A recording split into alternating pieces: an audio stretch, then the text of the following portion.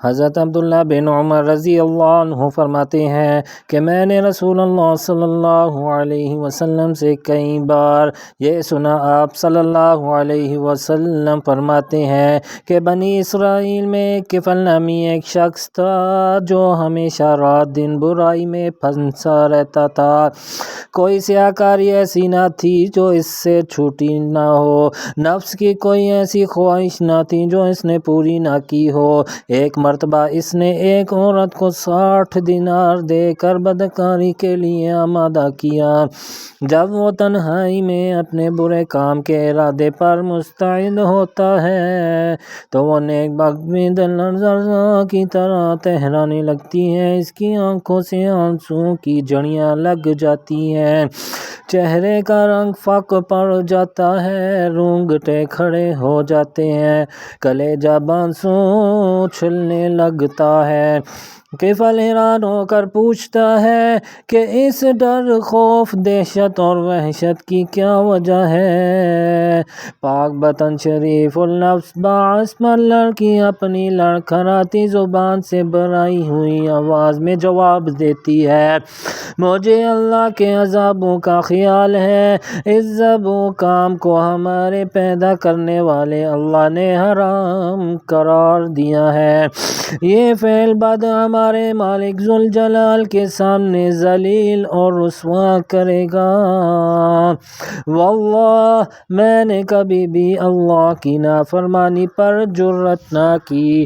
ہائے حاجت اور فکر و فاقہ، کم صبر و بے استقلالی نے یہ روز بھی دکھایا کہ جس کی لونڈی ہوں اس کے سامنے اس کے دیکھتے ہوئے اس کی نافرمانی کرنے پر آمادہ ہو کر اپنی عصمت بیچنے اور اچھوت دامت پر دبا لگانے پر تیار ہو گئی۔ لیکن اے کفل با خدائے خدا، خوف اللہ مجھے گھلائے جا رہا ہے، اس کے عذابوں کا کھٹکا کانٹے کی طرح کھٹک رہا ہے۔ ہائے آنکھ کا دو گھڑی کا لطف صدیوں خون تھکوائے گا اور عذاب الہی کا لقمہ بنوائے گا۔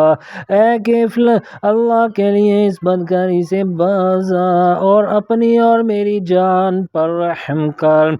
آخر اللہ کو منہ دکھانا ہے۔ اس نیک نہاد اور پاک باطن اور عصمت بآب خاتون کی پر اثر اور بے لوث مخلصانہ سچی تقریر اور خیر صوابی نے کفل پر اپنا گہرا اثر ڈالا، اور چونکہ جو بات سچی ہوتی ہے دل ہی میں اپنا گھر کرتی ہے، ندامت اور شرمندگی ہر طرف سے گھیر لیتی ہے اور عذاب الہی کی خوفناک شکلیں ایک دم آنکھوں کے سامنے آ کر ہر طرف سے، حتیٰ کہ در و دیوار سے دکھائی دینے لگتی ہے۔ جسم بے جان ہو جاتا ہے، قدم بھاری ہو جاتے ہیں، دل تھرا جاتے ہیں۔ سو ایسا ہی کفل کو معلوم ہوا۔ وہ اپنے انجام پر غور کر کے اپنی سیاہکاریاں یاد کر کے رو دیا اور کہنے لگا، ایک پاک باز عورت، تو محض ایک گناہ وہ بھی نہ کرتا، پر اس قدر کبریائے ذوالجلال سے لرزاں ہے۔ ہائے میری تو ساری عمر اپنی بدکاریاں اور سعمالیوں میں بسر ہو گئی۔ میں نے اپنے منہ کی طرح اپنے اعمال نامے کو بھی سیاہ کر دیا۔ خوف اللہ کبھی پاس بھی نہ بھٹکنے دیا، عذاب الہی کی کبھی بھولے سے بھی پرواہ نہ کی۔ ہائے میرا مالک مجھ سے غصے ہوگا، اس کے عذاب کے فرشتے میری طاق میں ہوں گے، جہنم کی غیظ و غضب اور قہر آلودہ نگاہیں میری طرف ہوں گے، میری قبر کے سانپ بچھو میرے انتظار میں ہوں گے۔ مجھے تو تیری نسبت زیادہ ڈرنا چاہیے، نہ جانے میدان محشر میں میرا کیا حال ہوگا۔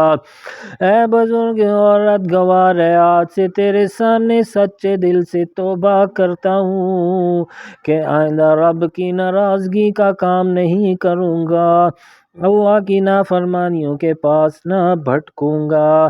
میں نے وہ رقم تمہیں اللہ کے واسطے دی اور میں اپنے ناپاک ارادے سے ہمیشہ کے لیے باز آیا، پھر گنی آزاری کیے جناب باری تعالیٰ توبہ استغفار کرتا رہا ہے اور رو رو کر اعمال کی سیاہی دھوتا ہے، دامن امید پھیلا کر دست و دعا دراز کرتا ہے کہ یا الہ العالمین میری سرکشی سے درگزر فرما، مجھے اپنے دامن عفومی میں چھپا لے، میرے گناہوں سے چشم پوشی کر، مجھے اپنے عذابوں سے آزاد کر۔ حضور صلی اللہ علیہ وسلم فرماتے ہیں کہ اسی رات اس کا انتقال ہو گیا۔ صبح کو لوگ دیکھتے ہیں اس کے دروازے پر قدرتاً لکھا ہوا ہے ان اللہ قد غفر الکفل، یعنی اللہ تعالیٰ نے کفل کے گناہ معاف کر دیے۔ سبحان اللہ۔ اللہ پاک سے دعا ہے کہ اللہ پاک ہمیں بھی سچی توبہ کرنے کی توفیق عطا فرمائے اور نبی پاک صلی اللہ علیہ وآلہ وسلم کے مبارک طریقوں پر عمل کرنے کی توفیق عطا فرمائے، آمین۔